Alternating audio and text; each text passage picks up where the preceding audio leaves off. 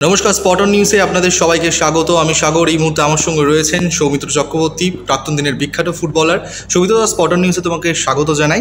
সৌমিত্রদা, 6 তারিখে একটা গুরুত্বপূর্ণ ম্যাচ রয়েছে, কুয়েতের মুখোমুখি ভারত। যুব ভারতী ক্রীড়াঙ্গনে হোম ম্যাচ। ভারতের অসংখ্য পরিমাণে সমর্থক আসবে। তার থেকে বড় কথা, সুনীল ছেত্রীর শেষ ম্যাচ।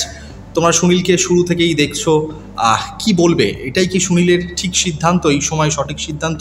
আর কতটা আশাবাদী এই ম্যাচ নিয়ে তুমি, সুনীলের শেষ ম্যাচ?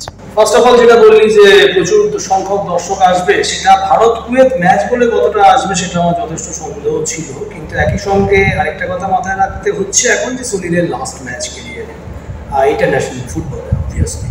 তো ইন দ্যাট কেস প্রচুর সংখ্যক দর্শক অবশ্যই আসবে। আর সুনীলকে গোড়া থেকে যেটা দেখা, যে যেভাবে উন্নতি করেছে একজন ফুটবলারের, ফুটবলের প্রতি প্যাশন, ডিসিপ্লিন, এই ধরনের জিনিসগুলো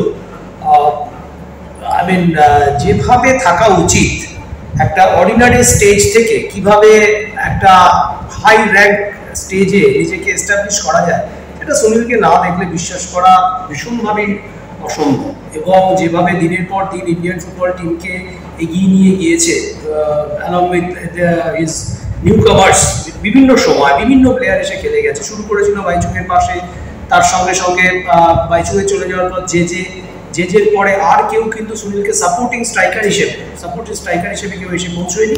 কিন্তু এই যে শূন্যস্থানটা, এটা কি করে ভরাট করা হবে বা কিভাবে করতে পারা যাবে ভারতীয় ফুটবলে, সেটা অবশ্যই একটা প্রশ্নচিহ্ন থাকছে। তবে ইয়েস, যে কোনো কাউকে একদিন না একদিন থামতেই হয়। আর এটা আমার মনে হয় রাইট কল। যদি এটা একদমই আমার একান্ত ব্যক্তিগত মতামত, যে অন্তত কিছুদিন আগেও যদি এই কলটা নিত, তাহলেও কিন্তু আমার মনে হয় না খুব একটা ভাবার ব্যাপার ছিল। বাট ইয়েস, একটা দিন না একটা দিন সুনীলকে নিতেই হতো, এবং this the right time I think. তো দেশের হয়ে এত কৃতিত্ব সুনীলের, সৌমিত্রদা, তোমরা শুরু থেকেই দেখছো সুনীলের এই যে চলে যাওয়া, তারপরে এই যে স্ট্রাইকারের একটা ভূমিকা, তোমরা আইএসএলে কমেন্ট্রি করেছো, বহু এর আগে স্পটন নিউজে বিশ্লেষণে সঠিক কথাই তুলে ধরেছো। কোন কোন খেলোয়াড় তোমাদের চোখে পড়েছে এমন কমেন্ট্রি করাকালীন, যেই ভারতীয় খেলোয়াড়গুলো পরবর্তীকালে সুনীলের জায়গা নিতে পারে? ডিফিকাল্ট একটা ভয়েডকে সেটাকে পরিপূর্ণ করা। সুনীলের মতো একটা প্লেয়ারের ছেড়ে যাওয়া জায়গাটায় নিজেকে এস্টাবলিশ করার মতো প্লেয়ার একেবারে নেই তা নয়, কিন্তু সেটাও কিন্তু সময় দিতে হবে। সমস্যাটা একটু আগে যেটা বলছিলাম, যে বাইচুংয়ের পাশে সুনীলের পাশে জেজে, তারপর জেজের চলে যাওয়ার পরে সুনীলের পাশে আর সেইভাবে কেউ খেলেনি। হ্যাঁ, এর মধ্যে ফরমেশন বদলেছে। সুনীল আর জেজে খেলাকালীন 4-4-2 খেলা হয়েছে, যে কারণে সুনীলের পাশে জেজে রেগুলার খেলেছে এবং গোল করেছে। কিন্তু তারপরে এসে গেছিল ওয়ান স্ট্রাইকার ফুটবল, সেখানে সুনীলের পাশে আর কাউকে তুলে ধরা যায়নি। বাট ইয়েস, অবভিয়াসলি আইএসএল এ অনেক প্লেয়ারকে দেখা গেছে যারা সুনীলের জায়গায় নিতে সক্ষম। সেটা হলো, প্রথমেই বলবো, ঝান্তে এবছর বেশ কিছু ম্যাচ সেন্টার ফরওয়ার্ড হিসেবে খেলেছে এবং যথেষ্ট প্রমিসিং কোয়ালিটি ফুটবল খেলেছে, গোল পেয়েছে। এবং ঠিক সেন্টার ফরওয়ার্ড হিসেবে আইডিয়াল নাম্বার 9 না হলেও নাম্বার 10 আর নাম্বার 9 এর মাঝামাঝি যে রোলটা, সেটা কিন্তু ঝান্তে প্লে করতে পারে বলে আমার ধারণা। তবে ইয়েস, হাইটটা শর্ট। সুনীল যেভাবে নিজেকে শক্ত করেছে, বিশেষ করে পর্তুগালে বিদেশে যাওয়ার পরে সুনীল যেভাবে নিজের ফুটবলে একটা চেঞ্জেস এনেছিল, আনতে সক্ষম হয়েছিল, সেটা ঝান্তে কতটা করে উঠতে পারবে সেটা অবশ্যই প্রশ্নচিহ্ন রয়েছে। কিন্তু সময় দিতে হবে। যেমন এবছর অলরেডি ডেভিড ডাক পেয়েছে, ডেভিডের একটা জায়গা রয়েছে, সেখানে ডেভিড কতটা নিজেকে মানিয়ে নিতে পারে। কিন্তু প্রচন্ড প্রেশার থাকবে, সেটাও একটা ঠিক কথা। বাট ওভারঅল যেটা আমার মনে হয়, যে সময় দিতে হবে। সুনীলের ছেড়ে যাওয়া জায়গাটা পরিপূর্ণ করার জন্য সময় লাগবে ইন্টারন্যাশনাল ফুটবলে। সম্প্রতি একটা চর্চা চলছে, এই যে ডেভিড কথাটা তুমি নিলে, নামটা নিলে, সবাই বলছে যে ডেভিডই নাকি পরবর্তী সুনীল ছেত্রী। এই জিনিসটা কতটা সঠিক, তোমার কি মনে হয় অভিজ্ঞতা থেকে? এখনো টেস্টেড নয় ডেভিডের নাম। ডেভিডের গোল করার যে প্রক্রিয়া বা যেভাবে গোল করে এসছে, কলকাতা লিগে 21টা গোল করেছে, আমি বলবো যে সেটা কিন্তু একেবারে সেটা কিন্তু যে সেই মাপকাঠি নয়।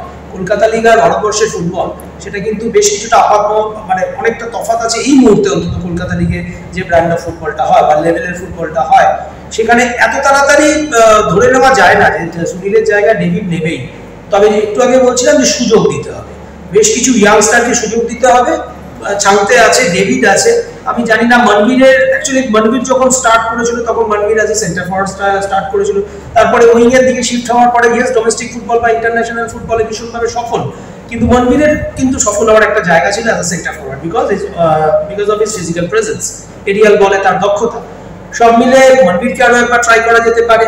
লিস্টনের খেলার মধ্যে আমার মনে হয় না যে মাঝখান থেকে অপারেট করার মতো প্লেয়ার, তার মানে দাঁড়াচ্ছে ডেভিড বা চালতে। এরপরে আরো একবার বারবারই বলবো যে এই জায়গাটা এমন একটা ক্রিটিক্যাল, নাম্বার 9 এর জায়গা, সুনীলের ছেড়ে যাওয়া জায়গা ভীষণ ডিফিকাল্ট। এই মুহূর্তে কেউ সেই জায়গাটাকে সম্পূর্ণভাবে ভরাট করার মতো প্লেয়ার আছে বলে আমার মনে হয় না, সময় দিতে হবে। আর এই কুয়েত ম্যাচ থেকে শুরু হবে মিডফিল্ডারদের রোলটা কতটা তারা প্রমিনেন্ট ওয়েতে প্লে করতে হবে in terms of attacking quality. তার মানে সুনীলের পরে ছেড়ে যাওয়া জায়গাটা মিডফিল্ডাররা সেই জায়গাটা ভরাট করতে পারে কিনা। আমরা বিভিন্ন জায়গায় দেখেছি, ইনফ্যাক্ট রিয়াল মাদ্রিদকে দেখছি জুড বেলিংহ্যাম, রড্রিগো এবং ভিনিসিয়াস জুনিয়র, এই তিনজনকে নিয়ে আপফ্রন্টে খেলতে। তার মানে তিনজনের কেউ কিন্তু সেন্টার ফরওয়ার্ড নয়। আমি এটা হয়তো বাড়াবাড়ি করে বললাম কথাটা, কিন্তু এই ধরনের একটা মানসিকতা, অর্থাৎ মিডফিল্ডারদের অ্যাটাকিং রোল, সেইটা খুব ইম্পর্টেন্ট হতে চলেছে ইন্টারন্যাশনাল ফুটবলে যখন সুনীল ছেড়ে চলে যাবে এই ম্যাচটার পরে। সৌমিত্র, অসংখ্য ধন্যবাদ, অনেক গুরুত্বপূর্ণ কথা তুমি আমাদের দর্শকদের সামনে তুলে ধরলে। আমরাও চোখ রাখুন স্পটন নিউজে। সৌমিত্র দা, অনেক অনেক ধন্যবাদ স্পটন নিউজের সঙ্গে মূল্যবান সময় শেয়ার করে নেওয়ার জন্য।